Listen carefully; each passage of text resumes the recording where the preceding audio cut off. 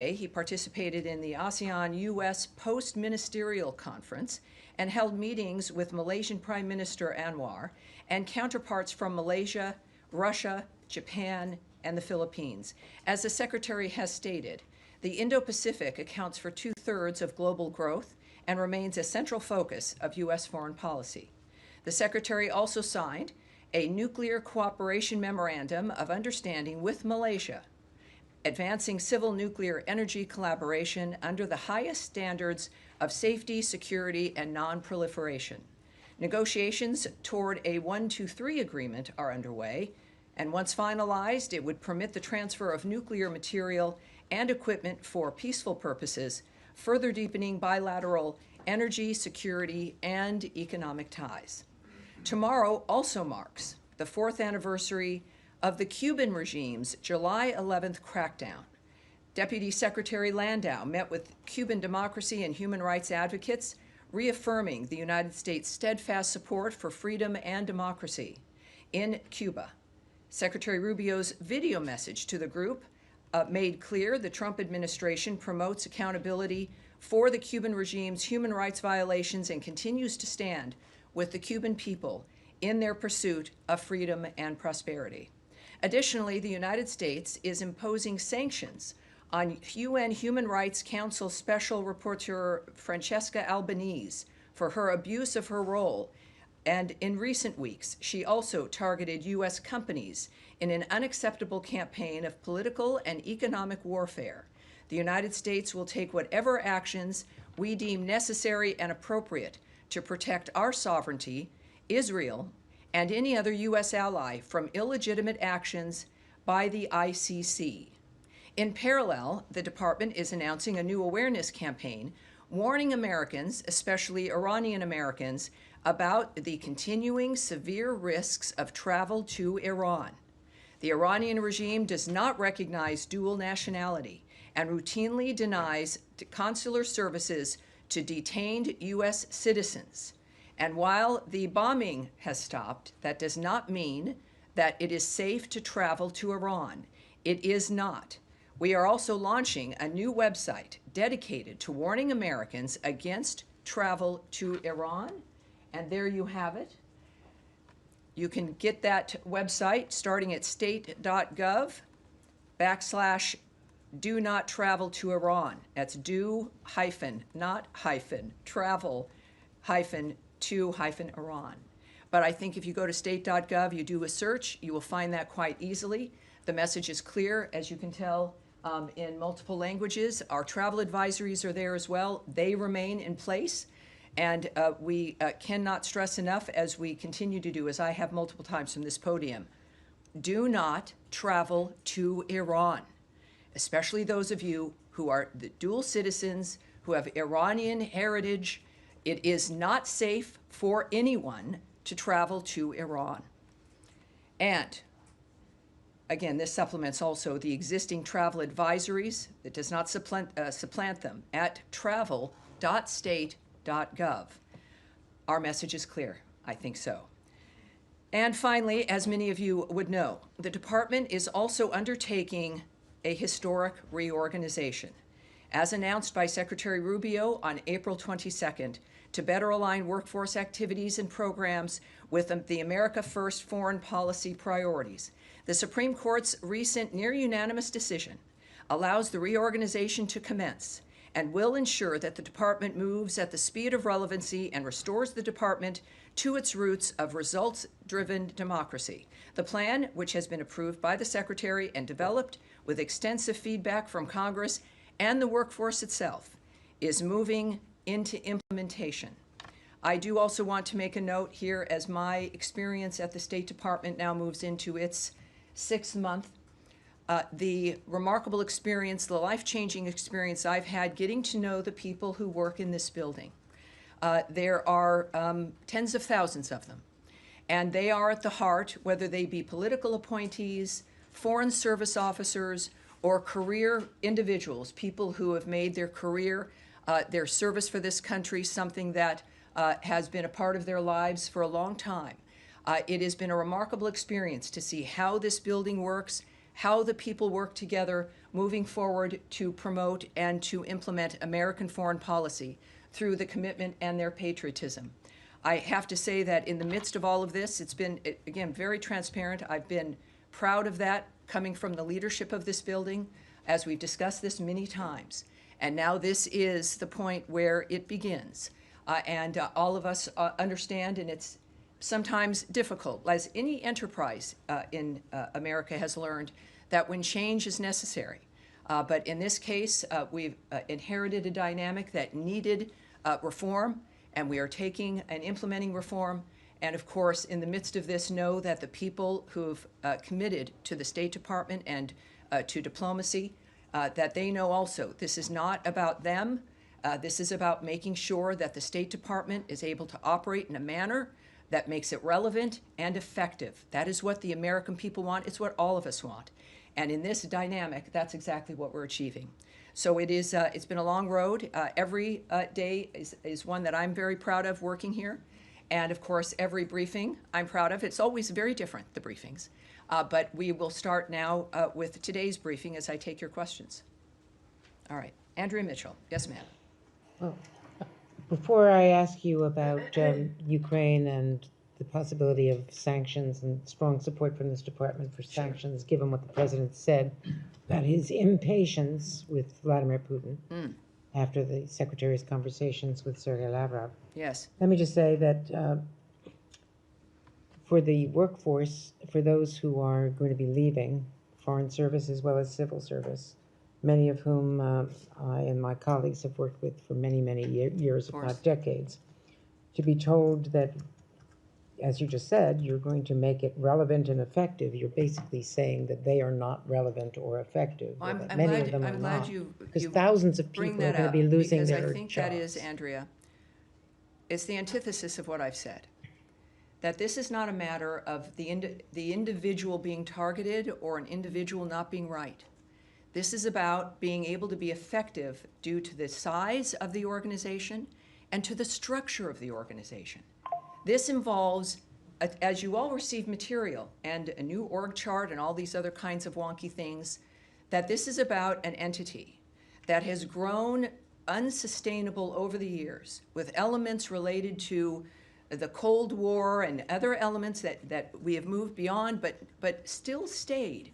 An aspect that you have a size and people working on things that are not within the framework of the modern age or of what we want to accomplish. And certainly the decision that the American people made last year, that Donald Trump's vision about what the world should be in the context of how America can be great again and what we can contribute as Americans, that when something is too large to operate, too bureaucratic to actually function and to deliver projects or action, it has to change.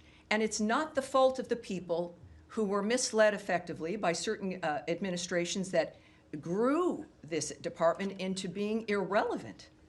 We must be able to contribute to a world that we've seen in the modern age can destroy everyone's lives. Our department, the State Department, can make the difference with diplomacy. And Donald Trump is the highlight of that. So I will repeat, as I said, this is not a statement about the individuals who are affected in this building. It is a statement about a structure that needs to adapt, that must be smaller in order for us to be relevant, but even more than relevant, effective, quick. We've seen, even just in these past 5 months, how quickly things can change and what can happen when you move at the speed of relevancy. So no, I would, and it's unfortunate, Andrea, that you would take that point and move that point, because nothing could be further from the truth. And it's exciting for the people who are here and the people who've committed their years to the State Department to be able to watch it become even more powerful through diplomacy and making the world safer again and better again and healthier again. They can be proud of that because they've contributed to that, and we're determined to make sure we continue it as well. All right. Well, yeah, well, am I able to ask my question? You have a question about, yes. I had a question about the importance of sanctions right now at this pivotal moment for Ukraine, given the president's stated impatience with what he saw as misleading understandings Of course. from the Russian president. Well, the secretary made some comments earlier today in Malaysia, and in part he said, our strategy is to continue to engage all the parties that are involved in finding an outcome to this conflict.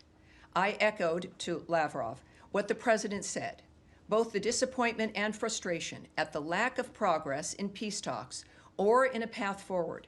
We hope that that can change, and we're going to stay involved where we see opportunities to make a difference. He also said that the Russians shared some ideas that he said he would take back to the president, and of course we will see what he says. The president is the guiding hand of these kinds of decisions.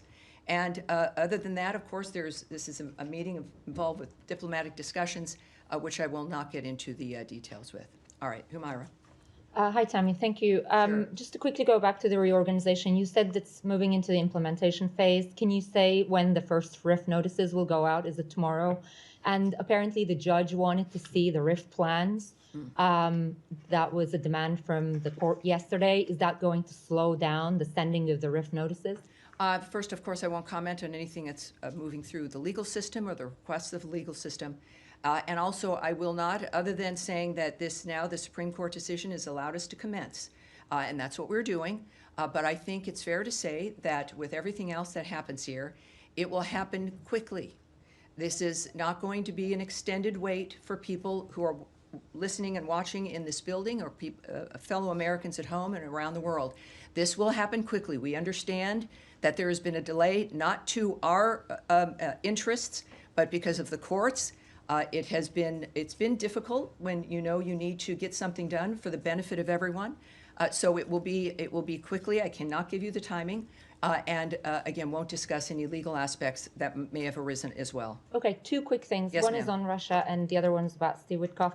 Follow up to Andrea's question. Are you able to tell us at all about this? What's new about these ideas or comments that is going to open a path for peace, which the administration has been trying to do? Well, what the secretary said was that he would bring the new ideas to the president. We didn't say that they were going to open a path for peace. So don't read into Isn't the nature. that what you guys are trying to do? Well, and that is in the process of the diplomacy that the secretary undertakes, that he's in a conversation with Lavrov as an example, conversations the president would have with Zelensky, the president of Ukraine as an example. These are things that are important to realize. They're not static events that stand on their own. They are part of a fluid dynamic of conversations and negotiations. We are, as the president has said and the secretary has said and engaged in, we'll speak with everyone because every step makes a difference in the decision that you have to make in the end. And that's where we're at. The final thing is an Israeli airstrike hit Palestinians near a medical center in Gaza today. It killed 10 children and 6 adults. I'm wondering if there's been any outreach from the U.S. government to the Israeli authorities to take any steps to ensure civilians aren't killed in this?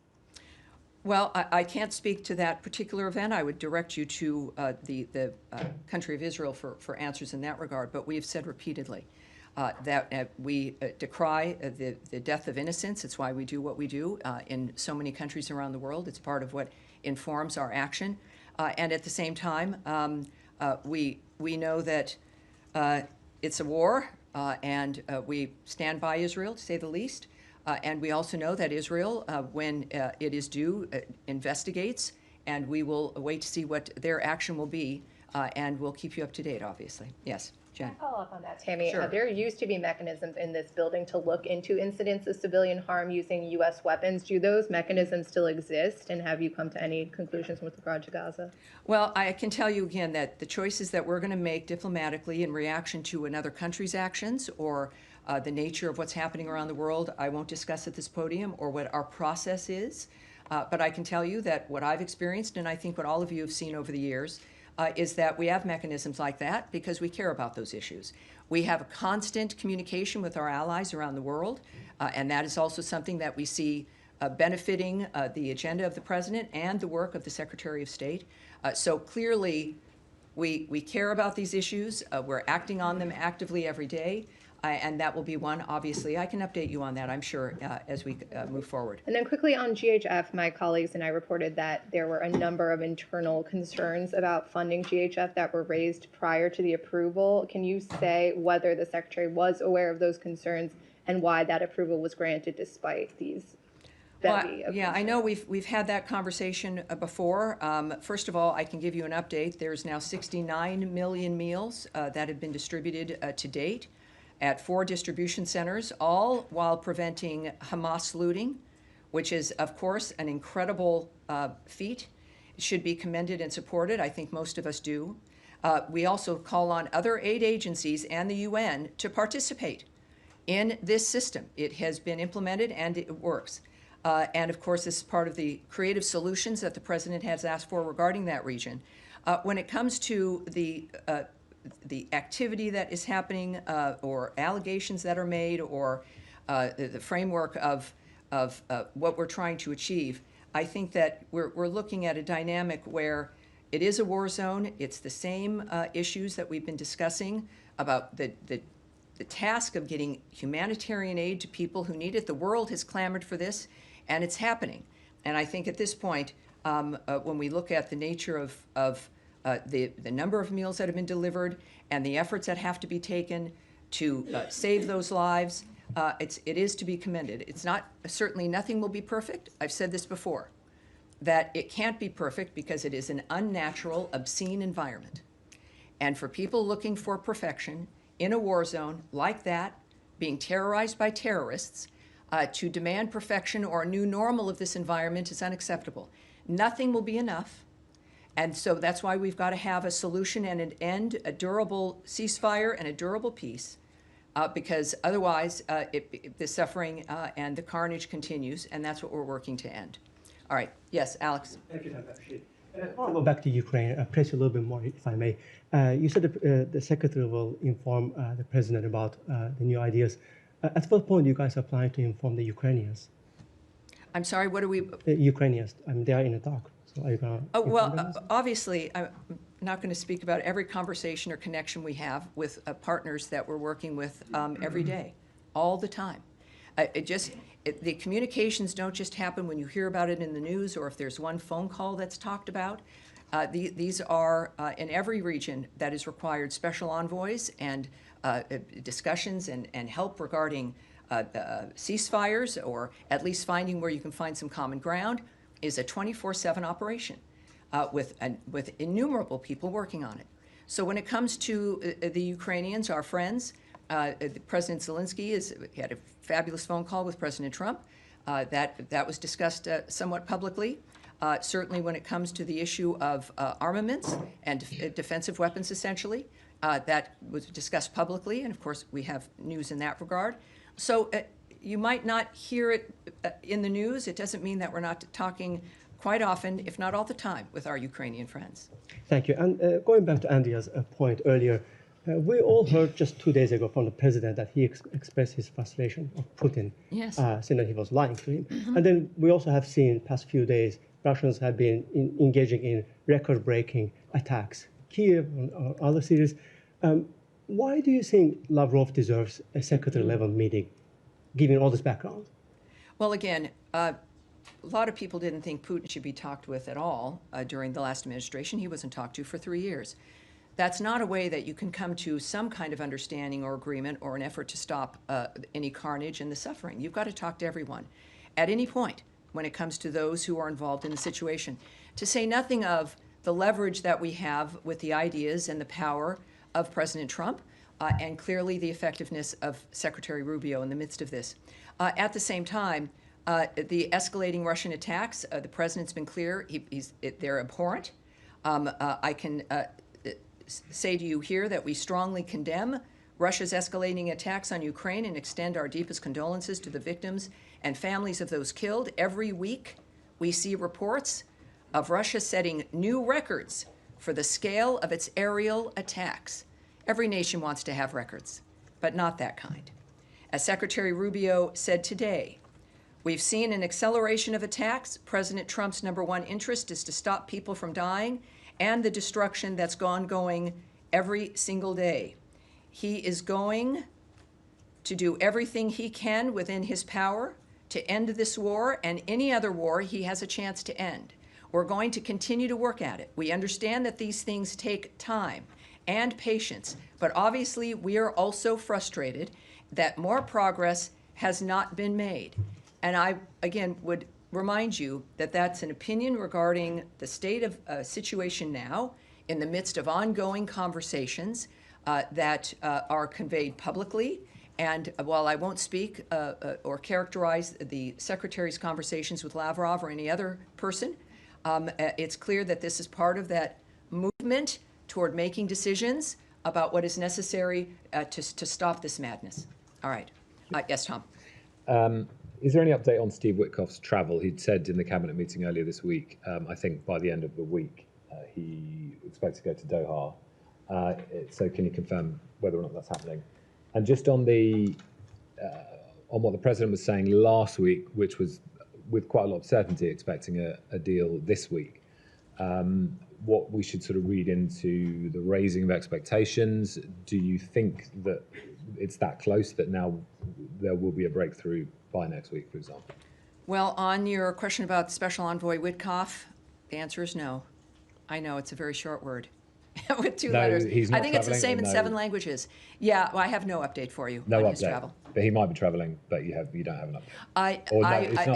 He's not traveling. My comment or lack thereof is not a negative to your question that he's not traveling. The answer is that I don't have an update for you. Okay.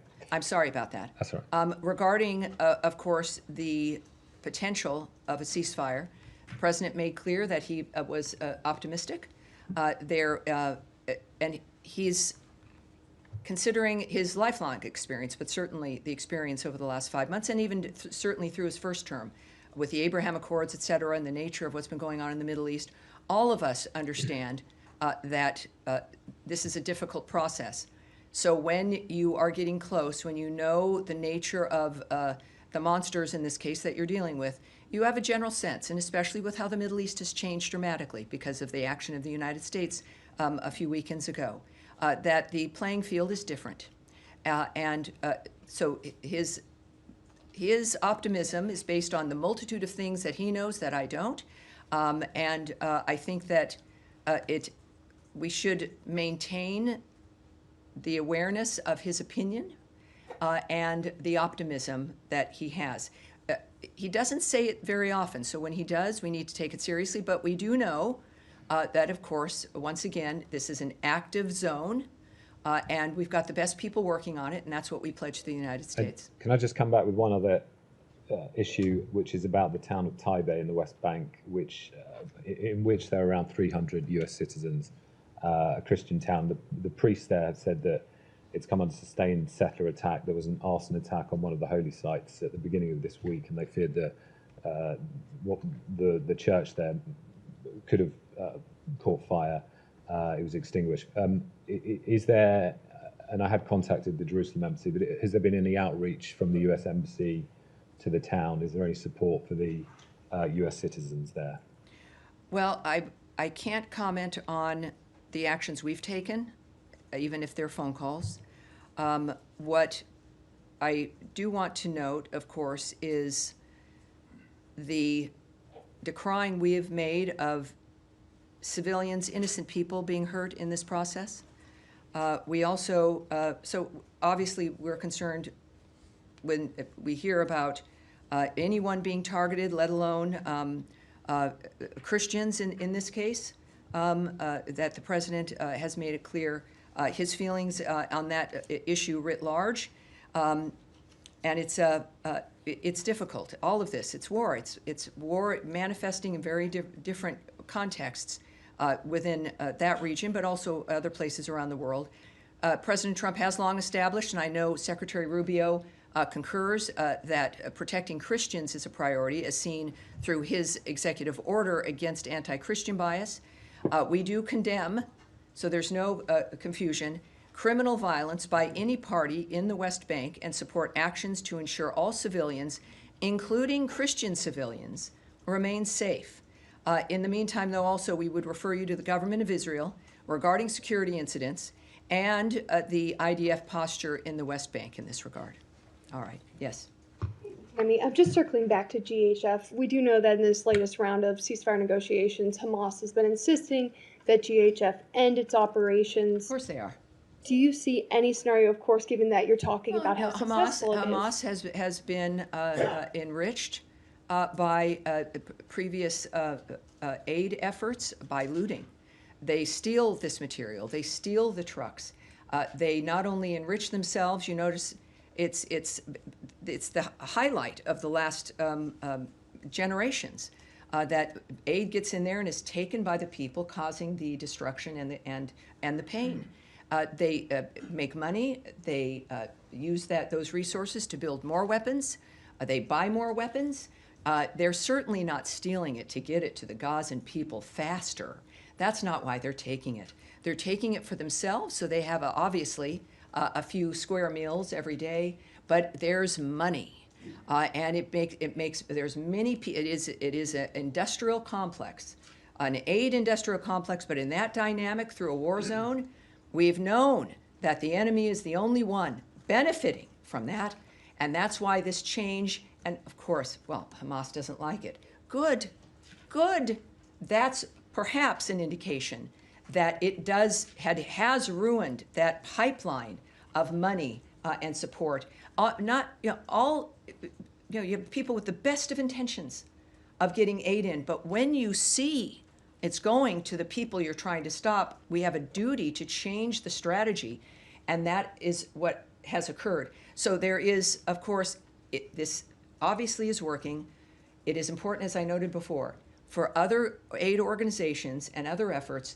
We now have a platform, if you will, at least a template of how to do this without enriching and facilitating the carnage itself. So given your answer there, is it safe to say that the U.S. and Israel see it as imperative that GHF be allowed to continue operating in Gaza under the terms of any ceasefire agreement? Well, I think that it's when you have the success, and I would say any entity that was able to break through that wall, that is able to get 69 million meals to the people in need, without the enemy looting it and taking it and benefiting, is a framework that must be supported. It doesn't mean that someone else also can't join in on the nature of this supplying. That's, I think, what the difference is. We've finally seen a new idea that works. So separate from the entity that's doing it, right now there's one, because everyone else said don't, or we don't support you, or you can't do it, or yes, we want aid to go in, but not by those guys. It is now undeniable. This is the format that works. And others, now it's an open dynamic of what it is that's making it work. Others should implement it. Others should come in. There is no excuse to stand on the sidelines, either because of envy or because of a political consideration, because all of this transcends those things. It's about feeding people, feeding those children. And this is a dynamic, obviously, that works, and we hope will continue to work. Saeed. Thank you, Tammy.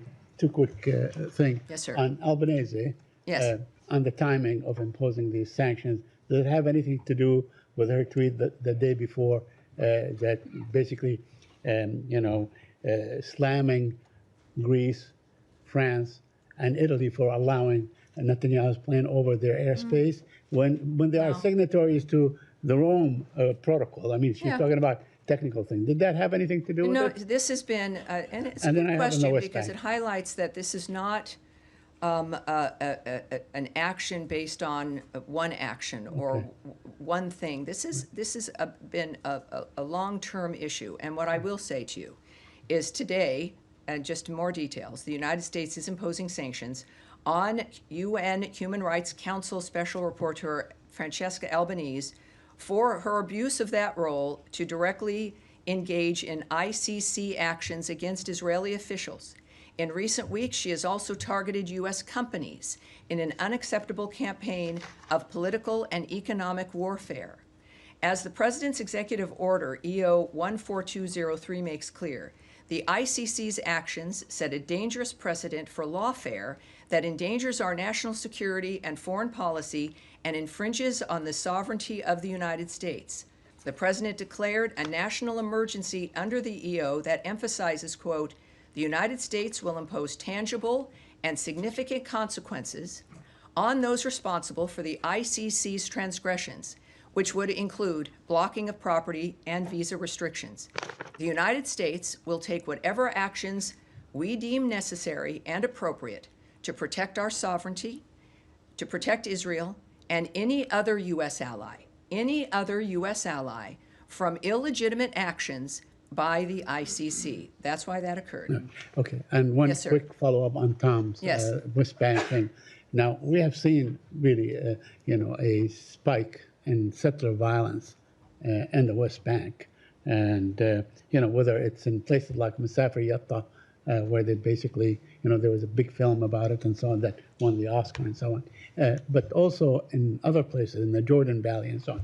And my question, who is in the State Department following up on these incidents? I mean, how do people, including Palestinian Americans that live in my village, for instance, some of my relatives and so on, who do they go to when they say we have been subject of attack by settlers and so on?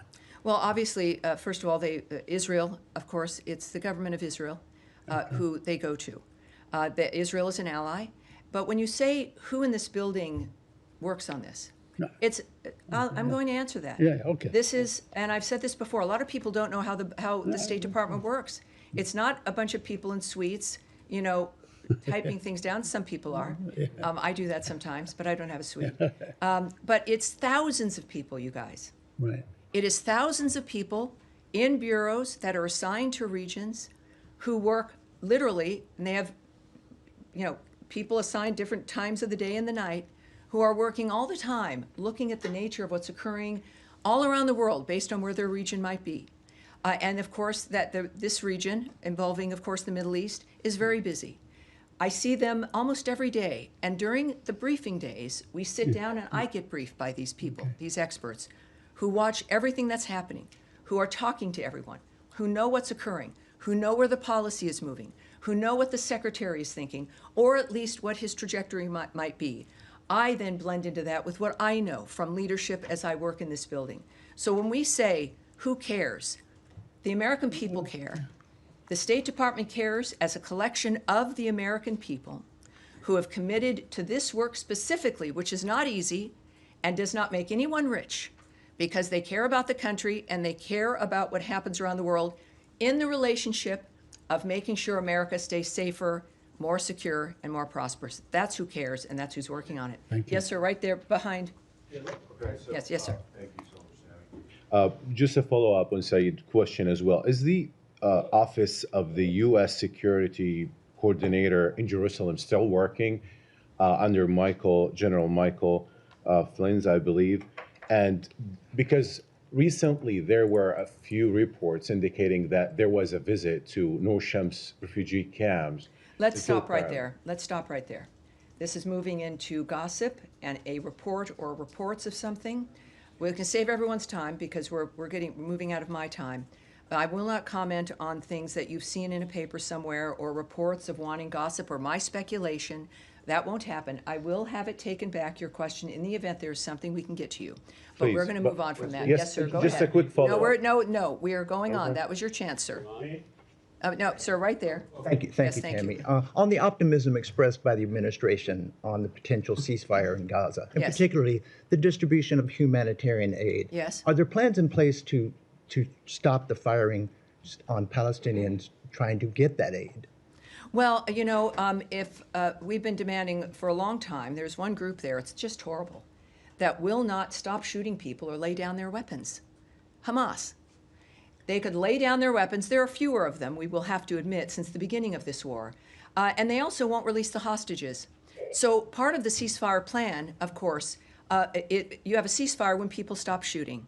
So if we're looking at the nature of if there's a plan in that framework, and also, of course, what Secretary Rubio has noted, that there is no place in the future for Hamas. Hamas should not exist. It cannot exist. So in that context, yes, the firing on anyone who is attempting, who's an innocent civilian, who's attempting to get something or just living their lives, the Gazan people have been the first victims of this horror as they have been controlled for generations by Hamas, by terrorists, by those who don't care about them.